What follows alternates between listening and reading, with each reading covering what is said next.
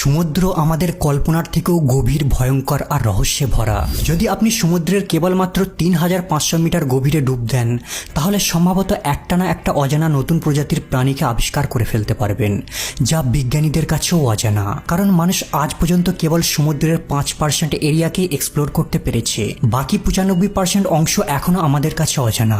সব থেকে আশ্চর্যের বিষয় হলো আমাদের কাছে মঙ্গল গ্রহের অনেক বেটার ম্যাপ রয়েছে, যা পৃথিবী থেকে ৫৪ মিলিয়ন কিলোমিটার দূরে অবস্থিত, কিন্তু সমুদ্রের এখনো ডিটেল কোনো ম্যাপ আমাদের কাছে নেই। আরও বেশি অবাক করার ব্যাপার হলো ১২ জন মহাকাশচারী টোটাল ৩০০ ঘন্টা চাঁদে সময় কাটায়, কিন্তু কেবলমাত্র ৩ জন ব্যক্তি ৩ ঘন্টা মতো সমুদ্রের সব থেকে নিচে গিয়ে সময় কাটাতে পারে। যখন আপনি বিচে দাঁড়িয়ে দূরের সমুদ্রের নীল জলের দিকে তাকাবেন, তখন আপনি সমুদ্রের সব থেকে উপরের লেয়ারটিকেই দেখতে পান।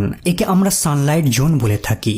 এখানে সূর্যের আলো খুব ভালোভাবে পৌঁছাতে পারে। এই উষ্ণ উজ্জ্বল জলে মাছেদের একটা বড় দল ঘুরে বেড়ায়, কিন্তু যখনই আমরা নিচের দিকে নামতে থাকবো, সূর্যের আলো কমতে থাকবে। ১০ মিটার গভীর পর্যন্ত ১৬% সূর্যের আলো পৌঁছায়। পৃষ্ঠতল থেকে ৪০ মিটার গভীরতায় নর্মালি স্কুবা ডাইভিং করাকে সেফ বলে মনে করা হয়। এর নিচে ১০০ মিটার গভীরে ডাইভিং করার অর্থ মৃত্যুর সঙ্গে খেলা। কিন্তু হারবার্ট নিচ এর থেকেও নিচে ২১৪ মিটার গভীরে নেমে রেকর্ড গড়ে দেয়। ২০১৪ সালে ১৮ সেপ্টেম্বর মিশরের ex army officer Ahmed Gabr ৩৩২ metre গভীরে ডাইভিং করে এই রেকর্ডটা ভেঙে দেয়। আর এই গভীরতাটা প্রায় আইফিল টাওয়ারের সমান। সানলাইট জোনের পরে ২০০ মিটার গভীর থেকে শুরু হয় দ্বিতীয় জোন, টয়লাইট জোন। আর এখানে সূর্যের আলো প্রায় ১% পৌঁছায়। আর এখান থেকে শুরু হয় অদ্ভুত ধরনের সব প্রাণীদের উৎপত্তি, যেমন ব্লাডি বেলিকম জেলি।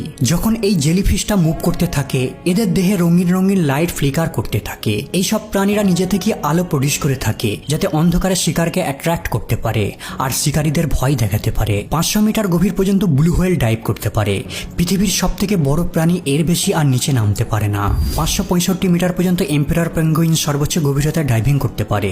সূর্যের আলোর অভাবে এখানে সালোক সংশ্লেষণ ঘটে না, তাই এখানে প্লান্ট শৈবাল জন্মায় না। আরও নিচে ৮৩০ মিটার ডেপথ হলো পৃথিবীর সব থেকে উঁচু বিল্ডিং দুবাইয়ের বুর্জ খলিফার সমান গভীরতা। এখানে জলের প্রেসার সমুদ্র পৃষ্ঠের তুলনায় ১০ গুণ বেশি। এখানে জলের প্রেসারের অনুভূতি অনেকটা একজন ব্যক্তির মাথায় একটি ছোট্ট গাড়ি চাপিয়ে দেওয়ার মতো সমতুল্য। ১০০০ মিটার নিচে নামলে মিডনাইট জোনে পৌঁছাবেন। এই জায়গাটা সম্পূর্ণরূপে অন্ধকার হয়ে থাকে, কারণ এখানে আর সূর্য পৌঁছায় না। আর এখান থেকেই শুরু সমুদ্রের আসল হাড় কাঁপানো রহস্য।